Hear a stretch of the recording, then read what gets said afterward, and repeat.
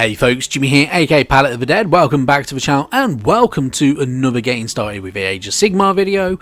As per usual with all these videos though, if you like them, hit that like button, subscribe to the channel if you haven't already, and of course, drop me a comment down below. I love hearing back from you guys. It goes a massive way to helping out the channel too. Now, we're going to continue our current series of looking at getting started in the Age of Sigmar, whether you're a newbie or whether you're just looking to get a new army, and it's all for a strict budget. So the budget is £200. Now obviously I'm not going to spend £200 on each individual army. I don't have that kind of money. I'm definitely not loaded, so there's no way I could possibly do that. So we are going to do this all theoretical. So theoretically, we're going to be looking at the prices on Warhammer.com, and we're also going to look at the prices on a third-party retailer. In this instance, I have chosen Wayland Games as our third-party retailer. However, as this is obviously not an ad, and I'm not in any way associated to them, apart from an affiliate link down below, you can obviously shop elsewhere. So you can go to Wayland Games, Goblin Gaming, Leodis Games, any of the other number of third-party wargaming retailers that are out there that sell Warhammer stuff, and a lot of them do it cheaper. So it's worth shopping around just to get more bang for your buck. So in this series we've already covered the Forces of Order, we've covered the Forces of Destruction, and in the last video we started off with the Forces of Chaos. So if you haven't already checked out my picks for the Maggotkin of Nurgle and the Head Knights of Slaanesh, there's always a chance to do that in the very near future, when you stop watching this video generally. Anywho, we're going to get cracking now with some more chaos, and we're going to actually go with the Blades of Khorne. So, the Blades of Khorne, obviously the followers of the god of murder and slaughter and blood and skulls and everything like that, and all the fun sounding stuff. So, really good stuff here. So anyway, right, I'm not going to lie, I found this list quite difficult because there's not a massive amount of choice and everything's a bit expensive for the Blades of Khorne. So everything is a little bit chunkier, they're a bit more berserker, so they have a little bit more of endurance. However, there's not a lot of variation in units, which is a bit of a pain in the ass. So it's a fairly short-ish list. Now obviously, we're going to start with Vanguard box. It gives us a Slaughter Priest, who has the ability to attempt to unbind spells in the enemy hero phase. We get 3 Mighty Skull Crushers, which are your mounted Chaos Warriors on Juggernauts, and then we get 10 Blood Warriors and 10 Blood Reavers. These are your frontline troops. They're fairly bog standard. They're not too bad though. Then I personally would take in a unit of Wrathmongers. They're 5 minis, equipped mostly with flails. They have 3 wounds and some additional abilities, but they are slightly expensive at £37.50 from GW, which is a little bit steep for just 3 minis, which is the biggest downside to it in my opinion. So, it could be better. Then I'm going to duplicate part of the Vanguard box. I will take an extra unit of Blood Warriors. They're your battle line troops. They are Chaos Warriors devoted to the Blood God. They have 2 wounds each, and they can last a little bit longer. And they're not too bad. They're pretty decent. So it's worth taking them in, just so you have that extra battle line troop. Then lastly, I would take in a warband from Warcry, which is the Claws of Karanak. Now, this gives you 8 minis, including the Hound of Wrath, a Pack Lord, and 2 Brutalizers. This makes a unique faction for your army and gives it a bit more of a change and a slight alteration as well to its aesthetic.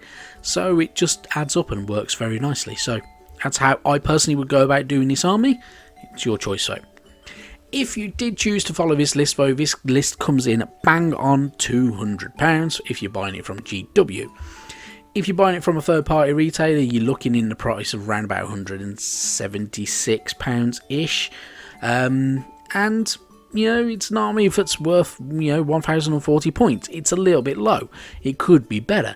But if you want to have a good starting point for a kind of Blades of Khorne army, it's actually not too bad. It's pretty decent. You can always get yourself some bloodletters on top, you know, change over some of bits and pieces, get yourself some lesser demons, entirely up to you.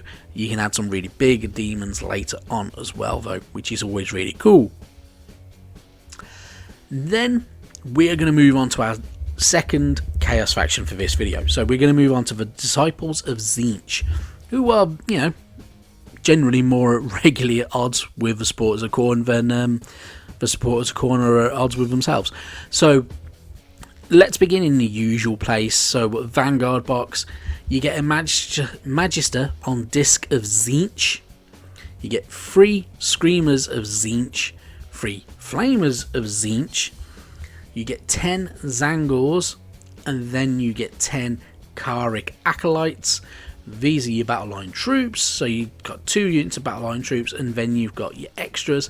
It's not a bad little set really, it's pretty good, and obviously it's more colourful than some of the other Chaos Gods, in all honesty. So then I would be adding in an extra hero unit. So I would go with Curseling, Eye of Tzeentch mini, a powerful warrior mage imbued with demonic power from its conjoined trenchlet.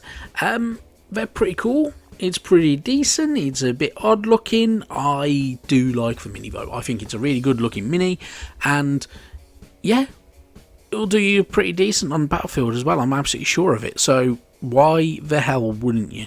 It's a little bit of fun, adds to your army as well. So, which is always really good. Then I would add 2 more boxes of Zangors, in all honesty.